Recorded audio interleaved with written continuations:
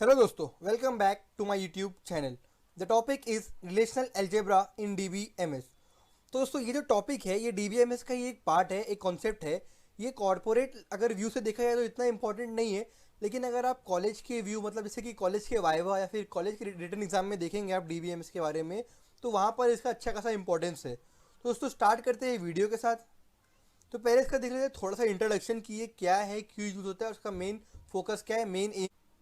तो दोस्तों, database theory के अंदर डेटाबेस के अंदर रिलेशनल अलजेब्रा का यूज़ क्या है कि रिलेशनल अलजेब्रा थोड़े अलजेब्रिक स्ट्रक्चर्स को यूज़ करता है, अलजेब्रिक ऑपरेशंस को यूज़ करता है और उनके हेल्प से क्वेरीज को मॉडिफाई या डिफाइन कर देता है। दोस्तों, नेक्स्ट पार्ट जो इंपॉर्टेंट इसका पॉइंट है ये है कि रिलेशनल अलजेब्रा का मेन फोकस कहाँ पर होता है कि वो ऐसे ऑपरेटर को डिफाइन करे जो एक या एक से ज़्यादा इनपुट रिलेशंस या इनपुट टेबल्स को लेकर एक मीनिंगफुल आउटपुट रिलेशनशिप क्रिएट करे। इसके कुछ फंडामेंटल ऑपरेशंस है जो कि है select operation, project operation, union, set difference, Cartesian product और रीनेम। इसको हम लोग डिस्कस करेंगे आगे के वीडियोस में दोस्तों। और लास्ट पॉइंट इसके बारे में क्या है कि इसके पास ना फंडामेंटल ऑपरेशंस के अलावा और भी ऑपरेशंस है, जैसे कि set intersection, natural join, division and assignment. अब दोस्तों देखते हैं इसका पूरा फ्लो कैसा होता है। तो दोस्तों, डेटाबेस मैनेजमेंट सिस्टम के अंदर रिलेशनल अलजेब्रा एक इंटरमीडिएट लैंग्वेज है। इंटरमीडिएट लैंग्वेज मतलब क्या है कि ये डेटाबेस डीबीएमएस के प्रोसेस के कहीं बीच में आता है ये। अब इसको हम लोग देखते हैं मॉडल के थ्रू। तो दोस्तों, डेटाबेस मैनेजमेंट सिस्टम के अंदर क्वेरीज को टोटल 4 लेवल से पास होना पड़ता है। पहला होता है पार्सर, फिर कुछ एक्सप्रेशन होते हैं, दो स्टेज में कुछ एक्सप्रेशन होते हैं, फिर होता है आपका कोड जनरेटर और फाइनली आपको कोड मिलता है। आप दोस्तों देखते हैं क्वेरी आपकी रन होती है तो उसके बाद क्या होता है। तो सिंपली देखिए, आप एसक्यूएल क्वेरी लिखोगे, आप उसको रन करोगे, अब वो पास होगी पार्सर में। पार्सर क्या होता है? पार्सर आपका कंपाइलर या फिर इंटरप्रेटर का कंपोनेंट होता है। अब जब पार्सर से एसक्यूएल क्वेरीज पास होगी ना, तो वो आउटपुट में आएगा रिलेशनल अलजेब्रा एक्सप्रेशन के फॉर्म में। अब उसके बाद क्या होगा, रिलेशनल अलजेब्रा एक्सप्रेशन ना पास होगा कुछ एक्सप्रेशंस के थ्रू, जहाँ पर उसमें क्या होगा, वो ऑप्टिमाइज होगा।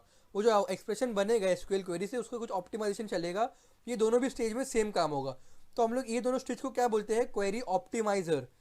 अब क्वेरी ऑप्टिमाइजर स्टेज के बाद वो क्या होता है कि हमारे पास एक एग्जीक्यूटेबल क्वेरी मिल जाती है, क्वेरी प्लान मिल जाता है। फिर उसको हम लोग पास करते हैं कोड जनरेटर से और फाइनली हम लोग को मिलता है एक एग्जीक्यूटेबल क्वेरी मिलती है। तो दोस्तों, ये पूरा प्रोसेस होता है, ये पूरा बैकएंड पे होता है जब आप क्वेरी रन करते हो। तो सिंपली जो सारा का सारा प्रोसेस है ना, ये आपके डेटाबेस मैनेजमेंट सिस्टम का ही एक प्रोसेस है। ये सारी चीज़ इसके अंदर रन होती है, जहाँ पर हम लोग रिलेशनल अलजेब्रा का यूज़ करते हैं हम लोग पार्सर के बाद। पार्सर जो हम लोग को आउटपुट देता है एसक्यूएल क्वेरी का in the form of relational algebra expression. अब दोस्तों बात करते हैं fundamental operations in relational algebra की। तो मैंने जैसा कि आपको बताया कि 6 ऑपरेशंस है। पहला है सिलेक्ट ऑपरेशन। सिलेक्ट ऑपरेशन क्या करता है कि टेबल के अंदर से कोई भी एक स्पेसिफिक रिकॉर्ड को एज एन आउटपुट भेजता है जो एक स्पेसिफिक कंडीशन को सेटिस्फाई कर सके। नेक्स्ट होगा आपका प्रोजेक्ट ऑपरेशन। तो प्रोजेक्ट भी सिलेक्ट की तरह ही काम करता है, लेकिन प्रोजेक्ट एक सिंगल एलिमेंट को नहीं आउटपुट करता है, बल्कि वो पूरे का पूरे कॉलम को आउटपुट करता है वो। अब नेक्स्ट है आपका यूनियन, मतलब दोनों भी टेबल में जो भी दो टेबल्स में जो भी कॉमन चीज़ है उनको आउटपुट करेगा ये। उसके बाद आपका सेट डिफरेंस, दो टेबल में जो अलग है उसको आउटपुट करेगा ये। फिर आएगा आपका कार्टेशियन प्रोडक्ट, दो टेबल का प्रोडक्ट आउटपुट करेगा ये। और थर्ड आएगा रीनेम, अगर आपको किसी टेबल के किसी कॉलम को या फिर टेबल को रीनेम करना है तो आप ये ऑपरेटर को यूज़ कर सकते हैं। साथ ही साथ दोस्तों, हमारे पास इसके अलग ऑपरेशंस और भी है जो रिलेशनल अलजेब्रा में यूज़ होते हैं, जिनका नाम है set intersection, natural join, division, assignment. तो दोस्तों, ये थे कुछ ऑपरेशंस जो कि रिलेशनल अलजेब्रा में यूज़ होते हैं। इसमें बस हम लोगों ने थोड़ी सी थियोरी डिस्कस किया है दोस्तों रिलेशनल अलजेब्रा के बारे में। थियोरीज के बारे में ज़्यादा कुछ है नहीं, जो भी है इसके बारे में थोड़े से ऑपरेशंस है और थोड़े से एग्जाम्पल्स है, जिसको हम लोग आगे की वीडियोज़ में देखेंगे। अब आगे बढ़ते हैं रिलेशनल अलजेब्रा के एडवांटेजेस के पास। दोस्तों, जैसा कि मैंने आपको बताया कि इसमें क्वेरी ऑप्टिमाइजर होता है। सपोज आपके पास किसी एक प्रॉब्लम के लिए दो क्वेरी है। क्वेरी ऑप्टिमाइजर होता है, वो क्या करेगा, वो उन दोनों क्वेरी को लेगा, चेक करिए क्वेरी इक्विवेलेंट है क्या, मतलब क्वेरी सोल्यूशन लाती है क्या। अगर लाती है तो वो क्या करेगा, आउटपुट में वही क्वेरी को आगे पास करेगा जो एफिशिएंट होगी आगे डेटाबेस में यूज़ करने के लिए। दोस्तों, नेक्स्ट एडवांटेज क्या है, जैसे कि मैंने आपको बताया था इंट्रोडक्शन में कि इसमें जो एक एबिलिटी है कि एक या एक से ज़्यादा रिलेशनशिप्स को ज्वाइन कर कर वो एक मीनिंगफुल टेबल बना देता है, मीनिंगफुल रिलेशनशिप बना देता है। अब थर्ड इसका इंपॉर्टेंट एडवांटेज क्या है कि ये मेंटेन करता है, इंश्योर करता है कि कहीं भी एम्बिग्यूटी ना हो। जैसे कि समझिए, अगर आपके पास आप एक डेटाबेस बना रहे हैं एक नेटवर्क सिस्टम के लिए, तो आप नेटवर्क सिस्टम को आपको लिंक करना पड़ेगा। तो पॉसिबल है कि कहीं ना कहीं तो एम्बिग्यूटी या कोई ना कोई प्रॉब्लम आ जाए। तो जो रिलेशनल डेटा एल्जेब्रा है ना, वो इंश्योर करता है कि कहीं पर भी कोई भी एम्बिग्यूटी ना आए आपके सिस्टम में। जो उसका लास्ट एडवांटेज है दोस्तों, डेटा इंटीग्रिटी मेंटेन है, मतलब जो डेटा की जो वैल्यू है, डेटा की इंटीग्रिटी है, वो मेंटेन रहती है ओवरऑल। बात करते हैं डिसएडवांटेजेस की, तो दोस्तों पहला डिसएडवांटेज है इसका कि ये जो क्वेरी आपका जो आउटपुट आता है ना, उसको सॉर्ट नहीं कर पाता है या फिर अलग अलग फॉर्मेट में उसको प्रिंट नहीं कर पाता है। जैसे कि एग्जांपल में अगर हम लोग देखेंगे कि एसक्यूएल क्वेरीज में हम लोग आउटपुट को सॉर्ट कर सकते थे या फिर अपने फॉर्मेट में उसको प्रिंट कर सकते थे ऑर्डर बाय या फिर ग्रुप बाय क्लॉज यूज करके। इसका डिसएडवांटेज है परफॉर्मेंस। अगर इसमें बहुत सारे टेबल आ गए तो इसकी परफॉर्मेंस खराब हो जाती है। थर्ड चीज़ क्या है, फिजिकल स्टोरेज कंजम्पशन। दोस्तों ये जैसे कि डेटाबेस को हमेशा ट्यून ऑन करके रखते हैं डेटाबेस को ये, और अलग बहुत सारी जगह डेटाबेस को शेयर करके रखता है ये रिलेशनल अलजेब्रा में। तो इसके वजह से क्या होता है ना कि डेटाबेस बहुत सारी जगह शेयर होता है, तो इसलिए उसकी फिजिकल स्टोरेज कंजम्पशन बढ़ जाती है। तो दोस्तों अभी तक हम लोग ने रिलेशनल अलजेब्रा का इंट्रोडक्शन देखा, उसके ऑपरेशंस देखा, वो कैसे परफॉर्म करती है, डेटाबेस मैनेजमेंट सिस्टम का क्या इंपॉर्टेंस है वो देखा है, एडवांटेजेस और डिसएडवांटेजेस देखा है। आगे की वीडियो में हम लोग रिलेशनल अलजेब्रा के हर एक ऑपरेशंस को डिटेल में देखेंगे। सिलेक्ट ऑपरेटर इन रिलेशनल अलजेब्रा इन DBMS।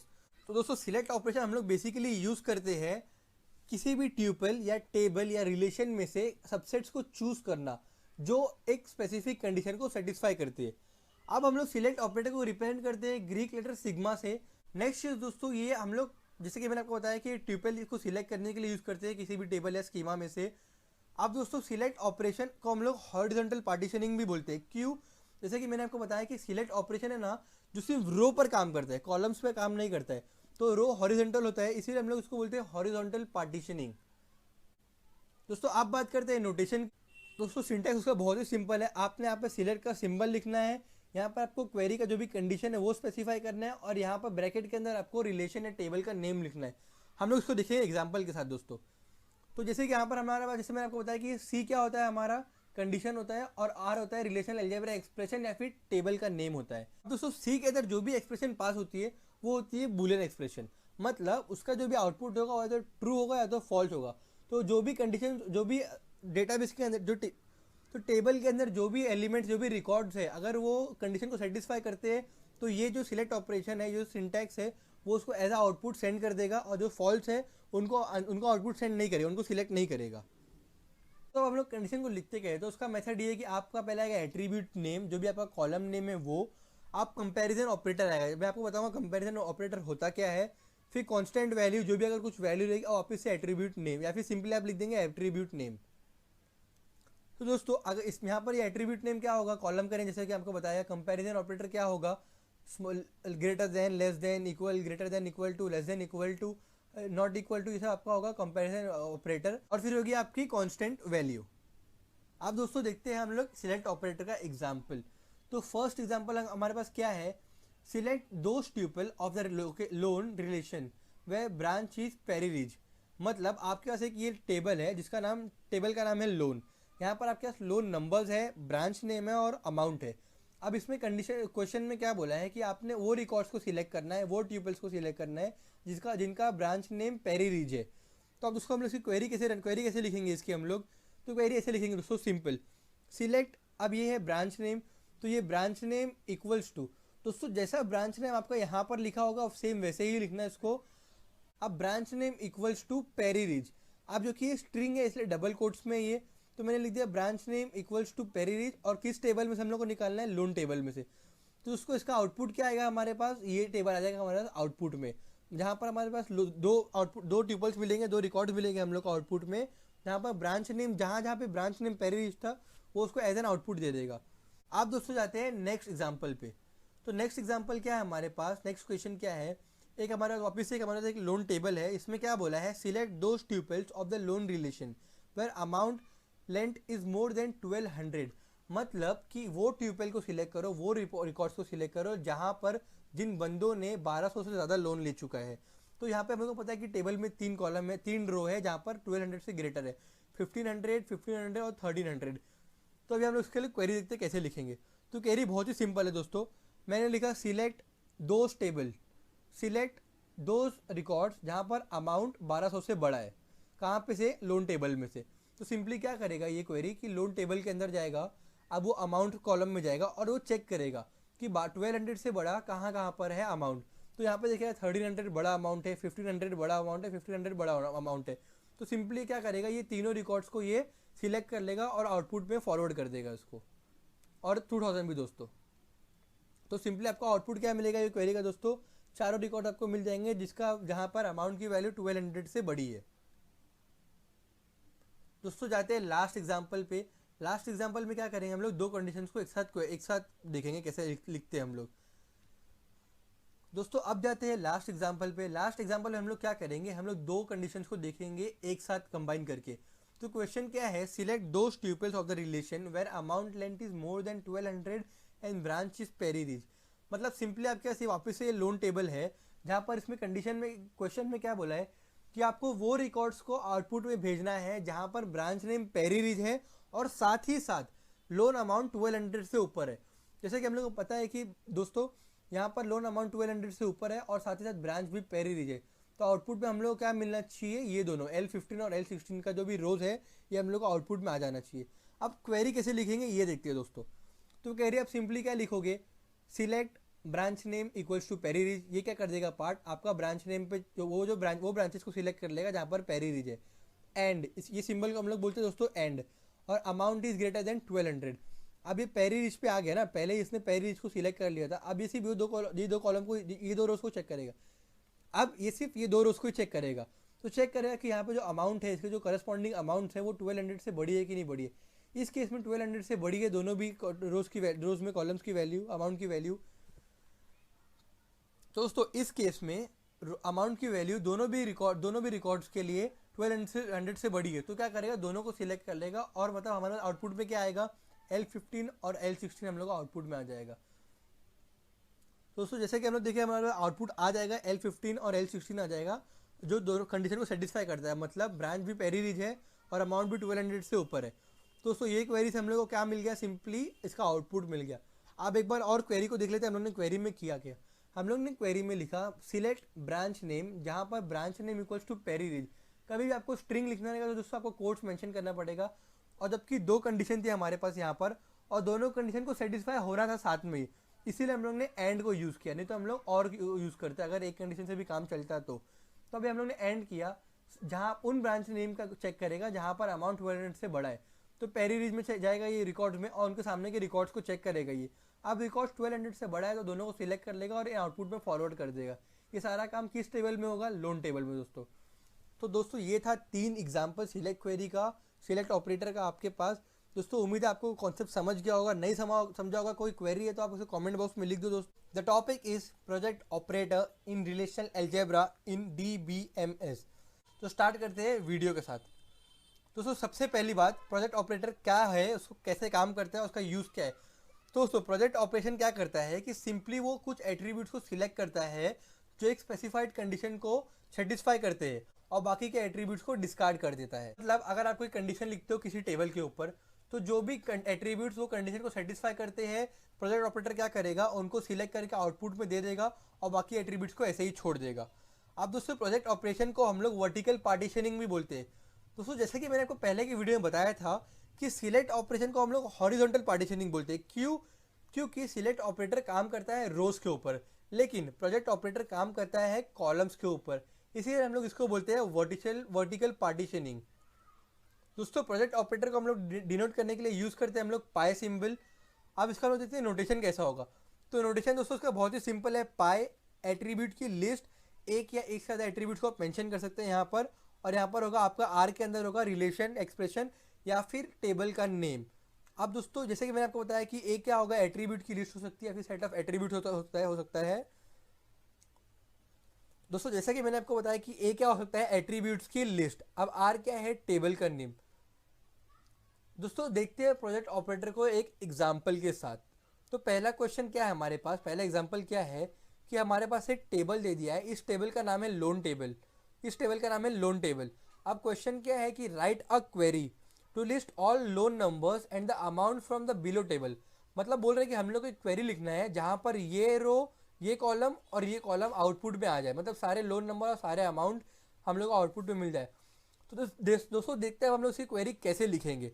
तो क्वेरी बहुत ही सिंपल है दोस्तों इसकी। हम लोग ने सिंपली यहाँ पर क्या लिख दिया, project. Project loan number and amount, attributes के नेम लिख दिए हम लोगों ने, कॉलम्स के नेम लिख दिए, कहाँ पर से, लोन में से। मतलब सिंपली क्या होगा बैकएंड पर कि सिंपली जाएगा लोन टेबल में जाएगा क्वेरी। अब लोन टेबल में जाके ना ये दो कॉलम्स पे प्रोजेक्ट करेगा, प्रोजेक्ट मतलब इन दोनों कॉलम्स को सिलेक्ट करेगा, लोन नंबर और अमाउंट को, और इनको आउटपुट में एज एन आउटपुट में ऐसा इनको फॉरवर्ड कर देगा, जहाँ पे सिर्फ लोन नंबर और अमाउंट या आउटपुट में आएंगे दोस्तों क्वेरी बहुत ही सिंपल थी। हम लोगों ने क्या किया, सिंपली लिखा प्रोजेक्ट लोन नंबर, कॉलम के नेम्स लिखा और कॉलम का टेबल का नेम लिख दिया, और हम लोग का सिंपली आउटपुट आ गया। अब देखते हैं सेम चीज़ को एक और एक एग्जाम्पल के साथ। अब एग्जाम्पल में नेक्स्ट क्वेश्चन क्या है, write a query to list all loan numbers and the amount from the below table where branch name is downtown. दोस्तों हमारे पास एक टेबल है, लोन टेबल। हम लोग को बोला है कि सारे लोन नंबर्स को लिस्ट करो जहाँ पर जो ब्रांच का नेम है ना डाउनटाउन हो। मतलब जो डाउनटाउन हम लोग क्या चेक करेगा, पहले ब्रांच नेम डाउनटाउन, उसको डाउनटाउन मिल जाएगा, फिर उसके करस्पॉन्डिंग लोन नंबर्स को वो एग्जीक्यूट कर देगा आउटपुट में। लेकिन यहाँ पर हमें उसने अमाउंट नहीं मांगा है, तो मतलब हमें सिर्फ दो ही कॉलम से काम करना है, लोन नंबर और ब्रांच नेम पे ही काम करना है। तो अब देखते हैं इसकी क्वेरी कैसे लिखेंगे दोस्तों हम लोग। तो इस क्वेरी में दोस्तों हम लोग प्रोजेक्ट और सिलेक्ट ऑपरेटर दोनों यूज़ करेंगे। सिलेक्ट ऑपरेटर क्यों यूज़ करेंगे हम लोग, रो पे काम करने के लिए। तो रो पे काम करने का मतलब क्या है कि हम लोग को डाउनटाउन सिलेक्ट करना है ना दोस्तों, तो हम लोग डाउनटाउन सिलेक्ट करने के लिए हम लोग यूज़ करेंगे सिलेक्ट ऑपरेटर का। तो हम लोग देखते हैं सिलेक्ट ऑपरेटर काम क्या कर रहा है। तो हम लोग ने कैसे लिखा select operator, select branch name equals to downtown in the loan table. मतलब लोन टेबल में जाएगा, चेक करेगा ब्रांच नेम डाउनटाउन कहाँ कहाँ पर है, और जहाँ जहाँ पर उसको सिलेक्ट कर लेगा, और फिर उसके बाद ये बाहर वाली क्वेरी रन होगी। अब बाहर वाली क्वेरी क्या है कि select loan number and amount. मतलब यहाँ पर ये दोनों चीज़ें मांग रहा है, लोन नंबर ही मांग रहा है और अमाउंट भी मांग रहा है, किन का, जहाँ पर ब्रांच नेम डाउनटाउन है। तो सिंपली क्या रहेगा आउटपुट में दोस्तों, L14 downtown 1500, L17 downtown and 1000। तो देखते हैं आउटपुट में क्या देगा दोस्तों। तो सिंपली दोस्तों हम लोग को यहाँ पर क्या दे दिया, लोन नंबर और अमाउंट दे दिया। अभी हम लोग को ब्रांच नेम क्यों नहीं दिया दोस्तों इसने हम लोग आउटपुट में, क्योंकि हम लोग ने ब्रांच नेम मेंशन ही नहीं किया, हम लोग को ब्रांच नेम चाहिए ही नहीं था। हमें बस ये चाहिए था कि इस ब्रांच नेम के लोन नंबर और अमाउंट क्या है, बस ये चाहिए था। तो वो हम लोग कॉलम में कैसे मिला दोस्तों, प्रोजेक्ट ऑपरेटर यूज़ करके, और ब्रांच नेम तक हम लोग कैसे पहुंचे दोस्तों, सिलेक्ट ऑपरेटर यूज़ करके। The topic is union operator in relational algebra. तो बेसिकली यूनियन ऑपरेटर आप लोग ने स्कूल टाइम पे पढ़ा होगा सेट्स में, मैथमेटिक्स में। तो बेसिकली होता क्या था, हमारे पास दो सेट्स होते थे, और अगर हम उन पे यूनियन ऑपरेशन परफॉर्म करते थे तो वो दोनों सेट मर्ज हो जाते थे, उनके एलिमेंट्स मर्ज हो जाते थे और एक सिंगल सेट फॉर्म हो जाता था। तो दोस्तों वैसा ही सेम कॉन्सेप्ट है यहाँ पर रिलेशनल अलजेब्रा में हमारे पास।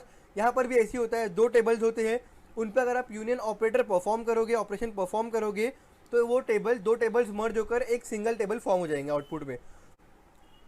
जैसे कि मैंने आपको बताया कि दो टेबल होता है हमारे पास, अगर हम लोग उसमें यूनियन ऑपरेशन परफॉर्म करते हैं तो क्या होता है, वो टेबल्स के जितने भी कॉलम होते हैं ना वो मर्ज हो जाते हैं, और आउटपुट में एक सिंगल टेबल आता है जिसके अंदर वो दोनों टेबल्स के जितने भी कॉलम्स हैं सब प्रेजेंट होते हैं, इररिस्पेक्टिव कि कोई भी कॉलम्स डबल बार रिपीट नहीं होता है। इसका मतलब क्या है कि समझिए अगर आपके पास दो टेबल है, एम्प्लॉय टेबल है और डिपार्टमेंट टेबल है। अब एम्प्लॉय टेबल में भी एक कॉलम है एम्प्लॉय आईडी, और डिपार्टमेंट टेबल में भी एक कॉलम है एम्प्लॉय आईडी, और दोनों में एलिमेंट सेम है, दोनों के एट्रीब्यूट सेम। तो बेसिकली क्या होगा, जब आप यूनियन ऑपरेटर परफॉर्म करोगे तो आपके पास फाइनल रिजल्ट जब आएगा ना तो उसमें एक ही एम्प्लॉय आईडी होगा। नेक्स्ट क्या है, यूनियन ऑपरेटर का कौन सा सिंबल है, तो बेसिकली इसका सिंबल यू सिंबल है। नेक्स्ट चीज दोस्तों, अगर आपको दो टेबल R1 एंड R2 पे यूनियन ऑपरेशन परफॉर्म करना है तो ये ज़रूरी है कि R1 एंड R2 दोनों भी यूनियन कंपैटिबल होना चाहिए। इसका मतलब क्या है कि दोनों भी टेबल में सेम नंबर ऑफ एट्रीब्यूट्स होना चाहिए, और हर एट्रीब्यूट से का डोमेन सेम होना चाहिए। अब अगर आपको यूनियन ऑपरेटर परफॉर्म करोगे दो टेबल्स पे R1 एंड R2 पे, तो रिजल्ट क्या आएगा, रिजल्ट वो सारे कॉलम्स आ जाएंगे, रिजल्ट एक नया टेबल आएगा जिसके अंदर वो सारे कॉलम्स होंगे जो या तो R1 R2 दोनों में है, या तो सिर्फ R1 में है, या तो सिर्फ और सिर्फ R2 में है। नेक्स्ट दोस्तों सिंपल है कि यूनियन ऑपरेटर का जो भी R1, जैसे कि मैंने आपको बताया दोस्तों, नेक्स्ट जैसा कि मैंने आपको बताया कि अगर कोई कॉलम R1 और R2 दोनों टेबल में अपीयर होता है तो फाइनल रिजल्ट में वो सिर्फ एक ही बार शो करेगा। तो अब देखते हैं यूनियन ऑपरेशन का सिंटैक्स। तो बेसिकली समझिए आपके पास दो टेबल है, रिलेशन 1 या टेबल 1 जो भी उसका नाम है, और रिलेशन 2 और टेबल 2। अगर आपको दोनों टेबल को मर्ज करना है, उनके बीच में यूनियन ऑपरेशन परफॉर्म करना है, तो आप सिंपली क्या लिख देंगे, यू का सिंबल लिख देंगे और दोनों टेबल का नाम लिख देंगे। अब ऐसे केस में क्या होता है ना दोस्तों कि आपके दोनों टेबल्स में जितने भी कॉलम्स होते हैं वो सारे के सारे फाइनल कॉलम में, फाइनल टेबल में आ जाएंगे, अपीयर हो जाएंगे वो। लेकिन अगर आपको कोई स्पेसिफाइड कॉलम पे अगर आपको मर्ज यूनियन ऑपरेशन परफॉर्म कराना है तो उसका भी सिंटैक्स, तो एग्जांपल लेते हैं यूनियन ऑपरेटर का हम लोग।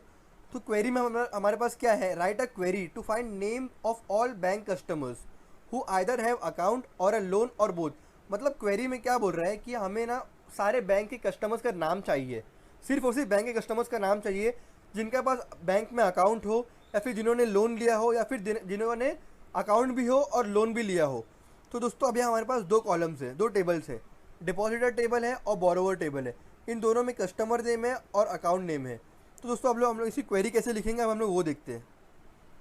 तो क्वेरी बहुत ही सिंपल है, project customer name borrower union project customer name depositor. अब दोस्तों पहले की जैसे मैंने आपको सिंटैक्स बताया था उसके अंदर क्या था, table name union depositor, second table name. तो बेसिकली अभी हम लोग ने कस्टमर नेम क्यों लिया, क्योंकि हम लोग यूनियन करवा रहे हैं कस्टमर नेम कॉलम को ही खाली। तो हम लोग ने क्या किया, प्रोजेक्ट ऑपरेटर यूज़ किए। अब प्रोजेक्ट ऑपरेटर क्या करेगा ना, कस्टमर नेम कॉलम में चले जाएगा बोरोवर के, और दूसरा वाला क्या करेगा प्रोजेक्ट ऑपरेटर, ये डिपॉजिटर के कस्टमर नेम कॉलम में चले जाएगा और उनमें यूनियन करा देगा। मतलब दोनों भी टेबल में जो भी कॉमन कस्टमर्स नेम थे उनको एज अ रिजल्ट दे देगा। तो हमारे पास रिजल्ट क्या है दोस्तों, Hayes, Johnson, Jones, Lindsay, Smith, Turner. तो अगर आप पीछे जाके प्रीवियस टेबल्स में देखोगे तो ये सारे नाम दोनों भी टेबल में कॉमन थे। तो दोस्तों अभी आप यहाँ पे देखोगे जॉनसन 2 बार रिपीट हो रहा है। तो दोस्तों ये सेम कस्टमर नहीं है, ये अलग अलग कस्टमर है। जैसे कि आपको दिखाता हूँ यहाँ पे आप देखोगे जॉनसन को, तो जॉनसन 2 अलग अलग कस्टमर्स है। एक का अकाउंट नंबर है A101 और दूसरे का अकाउंट नंबर है A201। तो बेसिकली यहाँ पे क्या हो रहा है कि दो का कस्टमर नेम सेम हो जा रहा है लेकिन रिपीट नहीं हो रहा है। दोस्तों होप आपको यूनियन ऑपरेटर समझा होगा कैसे परफॉर्म करना है, इसको पूरे टेबल पे कैसे परफॉर्म करना है और स्पेसिफिकली किसी कॉलम पर कैसे परफॉर्म करना है। The topic is set difference operation in relational algebra. तो वीडियो स्टार्ट करने से पहले आई वुड रिकमेंड कि अगर आपको वीडियो अच्छा लगे, आपको कॉन्सेप्ट समझ में आए दोस्तों, तो चैनल को लाइक करें, वीडियो को लाइक करें, शेयर करें और चैनल को सब्सक्राइब करें। दोस्तों स्टार्ट करते हैं वीडियो के साथ। दोस्तों सबसे पहली चीज़ मैं आपको बता दूं कि सेट डिफरेंस ऑपरेशन और सेट इंटरसेक्शन ऑपरेशन एकदम अलग अलग है। मैं आपको बता देता हूँ क्या कॉन्सेप्ट है। यूनियन क्या करता है, यूनियन दो टेबल्स के सारे एलिमेंट्स को मर्ज कर देता है और सिर्फ यूनिक एलिमेंट्स को ही मेंटेन रखता है, मतलब सेम कॉलम्स को रिपीट नहीं करता है फाइनल टेबल में। इंटरसेक्शन क्या करता है, उन कॉलम्स को सिलेक्ट करता है जो दोनों भी टेबल्स में प्रेजेंट है। लेकिन सेट डिफरेंस क्या करता है, आपके दो टेबल के बीच में माइनस ऑपरेशन परफॉर्म कर देता है। मतलब अगर आपके पास दो टेबल्स है, टेबल ए और टेबल बी, और टेबल ए में 4 कॉलम्स है, टेबल बी में 2 कॉलम्स है, और टेबल बी के जो 2 कॉलम्स है वो टेबल ए में भी प्रेजेंट है। तो अगर आप टेबल ए माइनस टेबल बी करेंगे तो जो कॉमन टेबल्स थे दोनों टेबल्स में वो हट जाएंगे और जो यूनिक टेबल्स थे ना टेबल ए में वही मिलेगा हम लोग को एज एन आउटपुट। ये आप समझ जाएंगे एग्जाम्पल के साथ, टेंशन मत लो दोस्तों। तो सबसे पहली चीज़, सेट डिफरेंस ऑपरेशन हम लोग रिप्रेजेंट कैसे करते हैं, डिनोट कैसे करते हैं, तो इसको हम लोग सिंपली माइनस सिंबल से डिनोट करते हैं। अब ये क्या करता है, हम लोग को उन टेबल्स या उन रिकॉर्ड्स को हम लोग को फेच करने की हेल्प करता है एक टेबल में से जो दूसरे टेबल में प्रेजेंट नहीं है, मतलब ए माइनस बी। तो दोस्तों जैसे कि मैंने आपको बताया कि यूनिक एलिमेंट सिलेक्ट करता है जो दोनों में से किसी एक ही टेबल में एग्जिस्ट करता है। इसका सिंटैक्स देख लेते हैं हम लोग। सिंपली सिंटैक्स है ये, समझिए आपके पास 2 टेबल्स हैं, उनका नाम है रिलेशन 1 और रिलेशन 2। अब आपको करना क्या है, दोनों टेबल का नाम लिखना है और दोनों टेबल के नीचे माइनस ऑपरेशन लिख देना, माइनस सिंबल लिख देना है। इससे आपका सेट ऑपरेशन परफॉर्म हो जाएगा, सेट डिफरेंस ऑपरेशन परफॉर्म हो जाएगा। अब दोस्तों ये तो हो गया पूरे टेबल पे परफॉर्म करना, लेकिन हम लोग कॉलम्स पे भी परफॉर्म कर सकते हैं, वो मैं आपको दिखाऊंगा आगे वीडियो में एग्जाम्पल के साथ। जैसा कि मैंने आपको बताया कि रिलेशन 1 और रिलेशन 2 दो टेबल्स के नेम्स है। दोस्तों अब हम लोग जाते हैं सेट डिफरेंस ऑपरेशन के एग्जाम्पल पर। तो सिंपली क्वेश्चन हमारे पास क्या है, write a query to find names of all bank customers who have account but no loan. मतलब उन सारे बैंक कस्टमर्स का नेम आउटपुट में दो हम लोगों को जिनके पास अकाउंट है पर जिन्होंने लोन नहीं लिया है। तो सिंपली क्या है, हमारे पास 2 टेबल्स है हमारे पास, एक टेबल का नाम है डिपॉजिटर टेबल और दूसरे का नाम है बोरोवर टेबल। दोनों में कस्टमर नेम्स है, एक में डिपॉजिटर में क्या है अकाउंट नेम है, दूसरे बोरोवर में है लोन नेम्स, कि किस बंदे ने कौन सा लोन लिया है उसका नाम लिखा हुआ है सामने उसके नेम के आगे। तो हमारा उस क्वेरी में क्या बोला है हम लोग को कि उन कस्टमर्स का नाम बताओ जिनका बैंक में अकाउंट तो है लेकिन जिन्होंने लोन नहीं लिया है। तो हम लोग देखते हैं इसकी क्वेरी कैसे लिखेंगे हम लोग। तो क्वेरी बहुत ही सिंपल है, हम लोग को कॉलम पे परफॉर्म करना है दोस्तों। तो हम लोग ने यूज़ किया प्रोजेक्ट ऑपरेशन। तो project customer name depositor set difference operation project customer name borrower. आप दोस्तों बताता हूँ ये क्वेरी काम कैसे करेगी, हम आप ये बताता हूँ दोस्तों। अब बताता हूँ आपको कि ये क्वेरी काम कैसे करेगी। तो जाते हैं वापस से क्वेश्चन में। तो जब मैंने लिखा प्रोजेक्ट कस्टमर नेम डिपॉजिटर, तो मेरी क्वेरी क्या करेगी ना उतने में कि ये जो कस्टमर नेम है, ये जो फील्ड है, ये कॉलम पे प्रोजेक्ट करेगी और इसको इग्नोर कर देगी। अब फिर मैंने लिखा माइनस मतलब set difference operation project customer name borrower, तो वो क्या करेगा, ये वाले को फोकस करेगा। तो बेसिकली क्या हुआ, ये लोन नेम और अकाउंट नेम दोनों को इग्नोर कर देगा। अब वो क्या चेक करेगा कि दोनों टेबल्स में, दोनों डिपॉजिटर और बोरोवर टेबल में कस्टमर कॉलम के अंदर कौन से नेम है जो दोनों में नहीं है। तो सिंपली पहला क्या है, जॉनसन। जॉनसन यहाँ पर है क्या, नहीं है, मतलब जॉनसन का अकाउंट तो है लेकिन जॉनसन ने लोन नहीं लिया है। दूसरा है हमारे पास लिंडसे। अब लिंडसे का हमारे पास अकाउंट तो है लेकिन उसने लोन नहीं लिया है, तो दूसरा आउटपुट क्या होगा हमारे पास, लिंडसे। अब थर्ड जाते हैं स्मिथ, तो स्मिथ तो यहाँ पर भी है, मतलब स्मिथ आउटपुट में नहीं रहेगा। फिर जाते हैं टर्नर, तो टर्नर का अकाउंट तो है बैंक में लेकिन टर्नर ने कोई लोन नहीं लिया है। तो सिंपली हमारे आउटपुट में क्या आना चाहिए, जॉनसन, लिंडसे और टर्नर। चेक करते हैं हम लोग आउटपुट दोस्तों। जैसे कि आपको बताया कि जॉनसन, लिंडसे और टर्नर ये तीन वो लोग हैं जिनका बैंक में अकाउंट तो था लेकिन जिन्होंने बैंक से लोन नहीं लिया था। तो दोस्तों इस तरह आप लोग सिंपली एक कॉलम के ऊपर आप सेट डिफरेंस ऑपरेशन परफॉर्म करते हैं। अगर आपको पूरे के पूरे टेबल पे परफॉर्म करना है तो आप सिंपली क्या लिखेंगे, डिपॉजिटर माइनस बोरोवर। दोस्तों होप आपको सेट डिफरेंस ऑपरेशन समझा होगा। इससे पहले भी मैंने बहुत सारे कॉन्सेप्ट समझाया है, मैंने रिलेशनल अलजेब्रा और डीबीएमएस के ऊपर। अगर आपने वो वीडियोस नहीं देखे तो जाके वो प्लेलिस्ट में वीडियो देख सके दोस्तों, आपका कॉन्सेप्ट क्लियर हो जाएगा।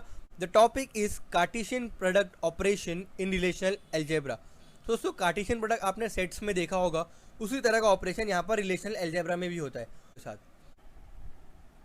दोस्तों सबसे पहली बात, कार्टेशियन प्रोडक्ट ऑपरेशन होता क्या है, मतलब हम लोग कार्टेशियन प्रोडक्ट ऑपरेशन यूज़ करके दो टेबल्स के इन्फॉर्मेशन को हम लोग कंबाइन कर सकते हैं और एक फाइनल में हम लोग हमारे पास एक नया टेबल आउटपुट में आ जाएगा। दोस्तों कार्टेशियन प्रोडक्ट को हम लोग रिलेशनल अलजेब्रा के अंदर क्रॉस प्रोडक्ट भी बोलते हैं। इसको डिनोट करते हैं हम लोग क्रॉस सिंबल से। और इसका सिंटैक्स कैसा है दोस्तों, अगर आपको दो टेबल्स है आपके पास, रिलेशन 1 और रिलेशन 2, आपको उनके बीच कार्टेशियन प्रोडक्ट ऑपरेशन परफॉर्म करें तो आप सिंपली क्या लिखना है आपको, रिलेशन 1 क्रॉस रिलेशन 2। इससे क्या होगा, आपके टेबल्स का हर एक रो दूसरे टेबल के हर एक रो से मल्टीप्लाई हो जाएगा और आपको आउटपुट में एक बड़ा सा रो मिल जाएगा। दोस्तों मैं आपको इसको समझाता हूँ एग्जाम्पल के साथ। तो क्वेश्चन क्या है हमारे पास, write a query to find names of all bank customers who have a loan at Perryridge branch. मतलब हमारे पास दो टेबल्स है, एक टेबल का नाम है लोन, दूसरे टेबल का नाम है बोरोवर, और दोनों में कुछ कॉलम्स है। जैसे लोन में कॉलम है loan number, branch name, amount और उसके अंदर कुछ वैल्यूज है।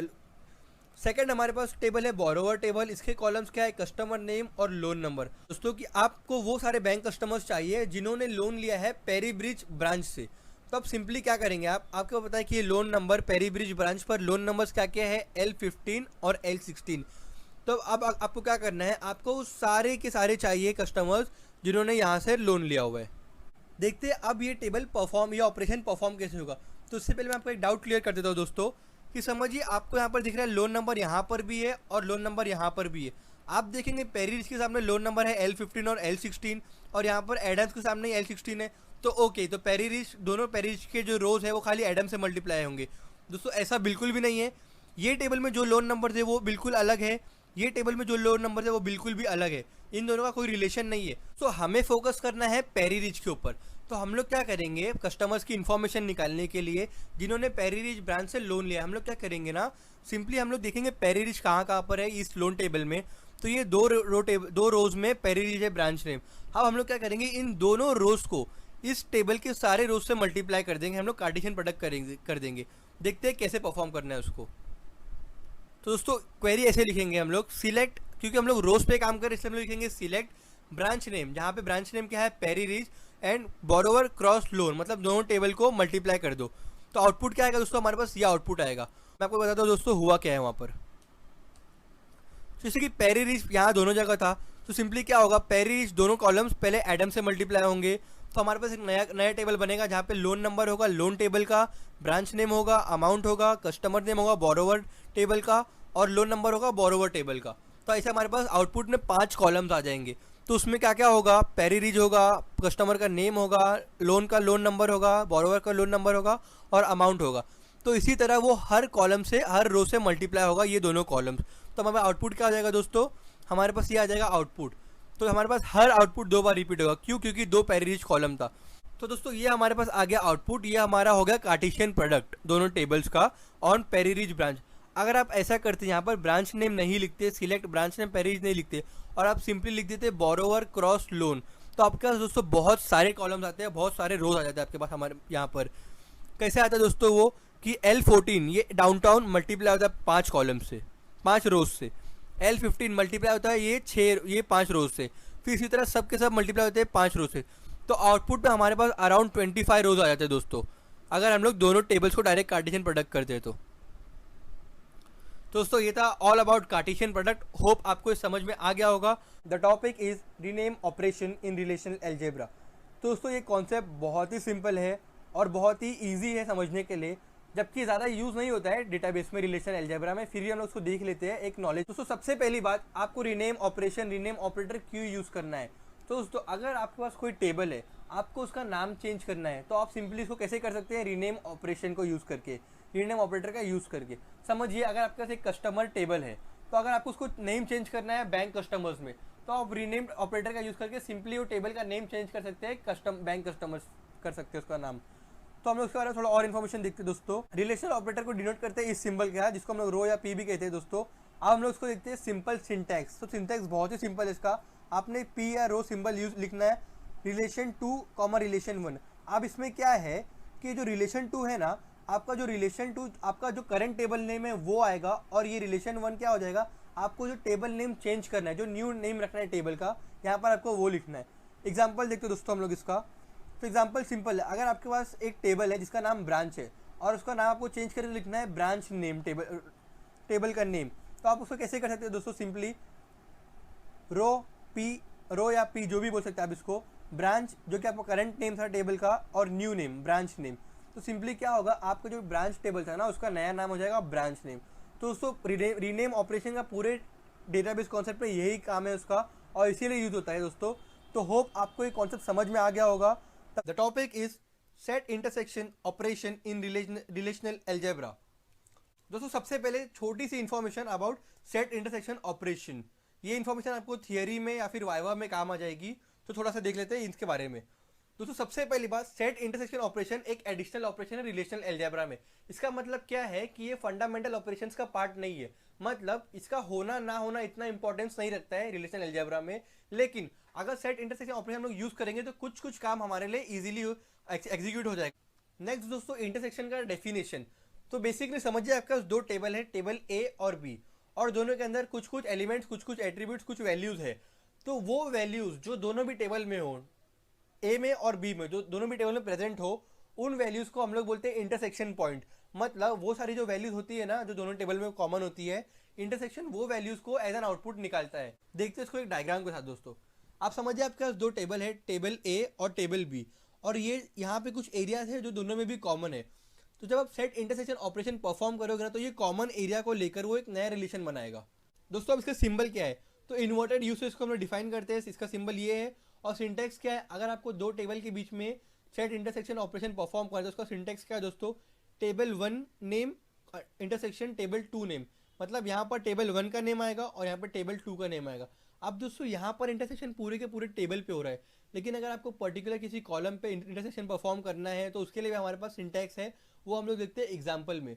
तो चलते सीधा एग्जाम्पल के पास दोस्तों। अब देखते हैं example of set intersection operation. तो क्वेश्चन क्या है, write a query to find all customers who have both a loan and an account. अब दोस्तों यहाँ पर फोकस कीजिए बोथ के ऊपर। जैसा कि मैंने आपको बताया कि बोथ ऐसी चीजें जो दोनों भी टेबल में हो, उसी चीजों को ये एज एन आउटपुट लेता है सेट इंटरसेक्शन ऑपरेशन। एग्जाम्पल देखते हो दोस्तों। तो हमारे पास यहाँ पर 2 टेबल्स है, डिपॉजिटर टेबल है और एक है बोरोवर टेबल। अभी क्वेश्चन क्या बोल रहा है क्वेरी, कि उन कस्टमर्स का नेम निकालो जिन्होंने लोन भी लिया है और जिनका अकाउंट भी है। मतलब जिन कस्टमर्स का नाम बोरोवर में भी है और डिपॉजिटर में भी है। तो दोस्तों हमारे पास ऐसे कौन कौन से नेम्स है जो दोनों भी टेबल में प्रेजेंट है। पहला है हेज। हेज दोनों ही प्रेजेंट है, डिपॉजिटर में भी है और बोरोवर में भी है। मतलब हेज का बैंक में अकाउंट भी है और हेज ने लोन भी ले रखा है। तो ये एक हो गया हमारे पास वैल्यू हेज, जो दोनों ही प्रेजेंट है। दूसरा है हमारे पास जोन्स, और थर्ड आता है हमारे पास स्मिथ। तो सिर्फ ये तीन ही ऐसी वैल्यूज़ है, तीन ही ऐसी कस्टमर है जिन्होंने जिनका अकाउंट भी है बैंक में और जिन्होंने बैंक से लोन भी ले रखा है। अब देखते हैं इसकी क्वेरी कैसे लिखेंगे दोस्तों। तो जैसे कि हम लोग कॉलम्स पे काम कर रहे हैं, इसीलिए हम लोग यूज़ कर रहे हैं प्रोजेक्ट ऑपरेटर। अगर हम लोग रोज पे काम करते हैं तो हम लोग यूज़ करते हैं सिलेक्ट ऑपरेटर। तो मैंने क्या किया, प्रोजेक्ट कस्टमर नेम। अब इससे क्या होगा ना कि ये जो कस्टमर का जो कॉलम है ये पूरा उसी पर काम कर उसी पर प्रोजेक्ट करेगा। Project customer name depositor set intersection project customer name borrower. अब देखते हैं क्वेरी काम कैसे करेगी दोस्तों। जब मैंने लिखा प्रोजेक्ट कस्टमर नेम बोरोवर तो वो सिर्फ इस कॉलम को फोकस कर दिया उसने और इस कॉलम को निग्लेक्ट कर दिया। और फिर जब मैंने लिखा intersection project customer name borrower तो उसने इस कॉलम को फोकस किया और इस कॉलम को निग्लेक्ट कर दिया। तो फोकस में दोस्तों कौन से दो कॉलम थे हमारे पास, कस्टमर नेम और कस्टमर नेम, ये दोनों। आप सिंपली क्या हो जाएगा दोस्तों, इन दोनों में चेक करें कॉमन चीज़ें क्या क्या है। हेज कॉमन है, जोन्स कॉमन है और स्मिथ कॉमन है। तो ये तीनों को ऐसा वो आउटपुट दे देगा दोस्तों। तो सिंपली हमारे पास आउटपुट में क्या आ गया दोस्तों, कस्टमर नेम्स आ गए हेज, जोन्स और स्मिथ। तो ये था दोस्तों सेट इंटरसेक्शन ऑपरेशन का एग्जांपल। होप आपको समझा होगा। आप देखिए थोड़ी extra information about set intersection operation. जैसा कि मैंने वीडियो के स्टार्ट में आप लोगों को कहा था कि ये कोई एडिशनल ऑपरेशन नहीं है, मतलब ये कोई एक्स्ट्रा पावर नहीं दे रहा है रिलेशनल अलजेब्रा को। तो आप देखते हैं ऐसा क्यों है दोस्तों। जो ऑपरेशन आप सेट इंटरसेक्शन ऑपरेशन से परफॉर्म कर रहे थे वही सेम ऑपरेशन आप सेट डिफरेंस से ही परफॉर्म कर सकते हैं। मतलब कि ए माइनस बी आप परफॉर्म करोगे ना तो आउटपुट वही आएगा जो आपको आउटपुट ए इंटरसेक्शन बी से आएगा। लेकिन प्रॉब्लम क्या है कि यहाँ पर दो ऑपरेशन परफॉर्म होंगे। मतलब पहले ए माइनस बी परफॉर्म होगा, फिर ए माइनस ए, जो भी आउटपुट आएगा इसका वो परफॉर्म होगा। और यहाँ पर सिर्फ एक ही ऑपरेशन परफॉर्म हो रहा है। तो इसीलिए बोलते हैं कि ये एडिशनल ऑपरेशन है, ये फंडामेंटल ऑपरेशन नहीं है। मतलब ये नहीं भी रहेगा ना ए इंटरसेक्शन बी तो भी काम चल जाएगा हमारा। जरूरी हमारे लिए क्या है, हमारे सेट डिफरेंस ऑपरेशन है। तो दोस्तों होप आपको समझा होगा कि ये एडिशनल ऑपरेशन क्यों है और फंडामेंटल ऑपरेशन क्यों नहीं है।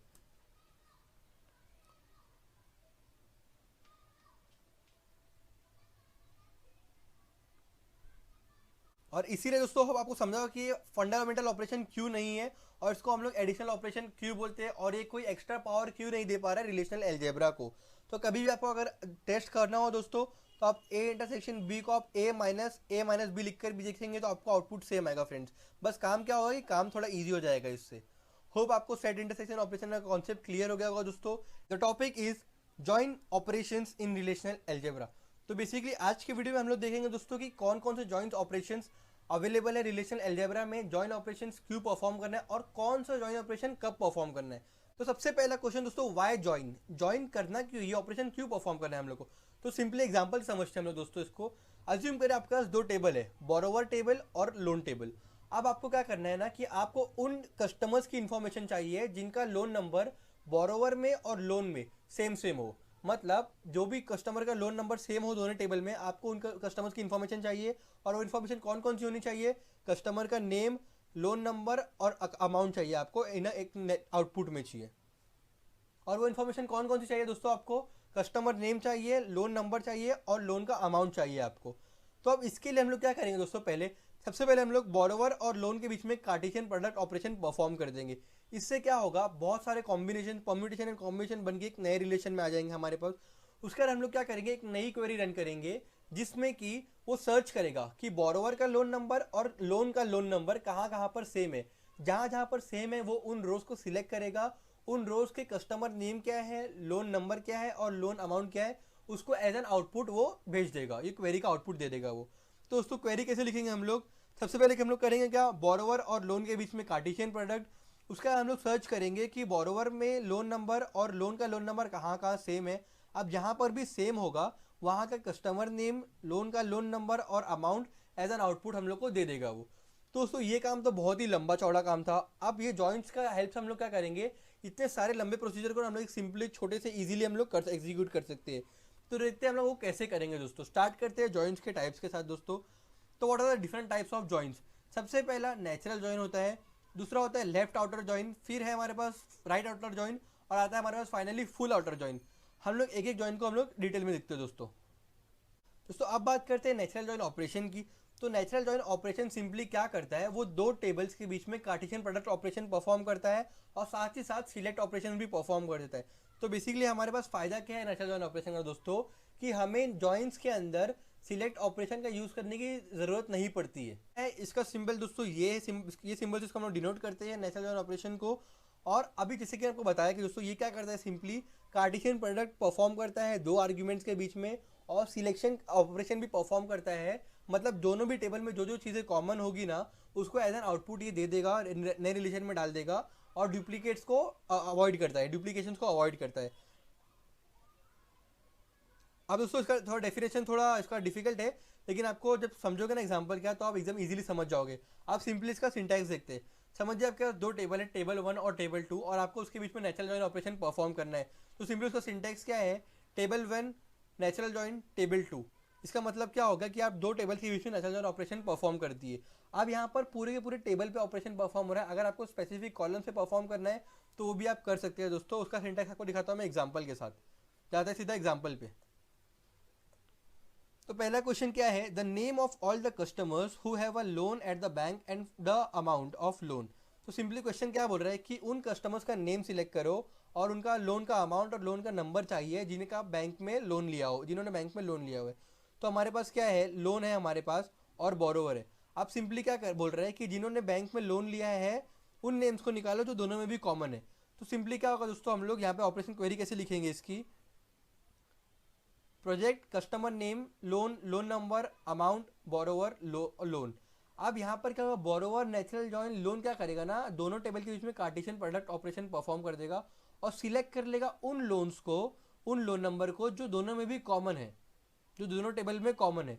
अब आउटपुट में क्या दे देगा, हम लोग को कस्टमर नेम देगा, लोन का लोन नंबर देगा और अमाउंट देगा। तो आउटपुट देखकर दोस्तों उसका आउटपुट क्या रहेगा, तो सिंपली में आउटपुट में हमारे पास क्या आएगा दोस्तों, Adam, Curry, Hayes, Jackson, Jones, Smith, Smith, Williams, इन सारों ने लोन लेकर रखा था बैंक से। तो इन सबको उसने आउटपुट में as an in new relation दे दिया उसने, इस ऑपरेशन ने। नेक्स्ट क्वेश्चन जाते हैं दोस्तों, एग्जांपल देखते हैं नेचुरल जॉइन ऑपरेशन का। अब नेक्स्ट क्वेश्चन क्या बोल रहा है, find all customers who have both a loan and a account at the bank. मतलब वो कस्टमर्स को सिलेक्ट करो जिन्होंने बैंक से लोन भी लिया है और जिनका बैंक में अकाउंट भी है। तो सिंपली हमें यहाँ पर दोस्तों मालूम पड़ जाए कौन कौन से कस्टमर्स ने बैंक में लोन भी लिया है और बैंक में अकाउंट भी है। तो वो है दोस्तों हेज, जोन्स और स्मिथ। ये तीन लोगों ने बैंक से, तीन लोगों का बैंक में अकाउंट भी है और बैंक से लोन भी लिया है। अब देखते हैं क्वेरी को कैसे लिखेंगे दोस्तों हम लोग। तो क्वेरी बहुत सिंपल है, find project customer name, borrower, natural join, depositor. अब सिंपली क्या करेगा मालूम है दोस्तों, ये इन दोनों टेबल को ज्वाइन कर देगा, ये टेबल को सिंपली ज्वाइन कर देगा और डुप्लीकेसी को अवॉइड करेगा। अब ज्वाइन करने के बाद ना वो सिलेक्ट करेगा उन टेबल्स, उन रोज को जहाँ पर कॉमन चीज़ें होगी। जैसे हेज कॉमन है, यहाँ पर भी हेज कॉमन है, जोन्स कॉमन है, जोन्स कॉमन है, स्मिथ कॉमन है, स्मिथ कॉमन है।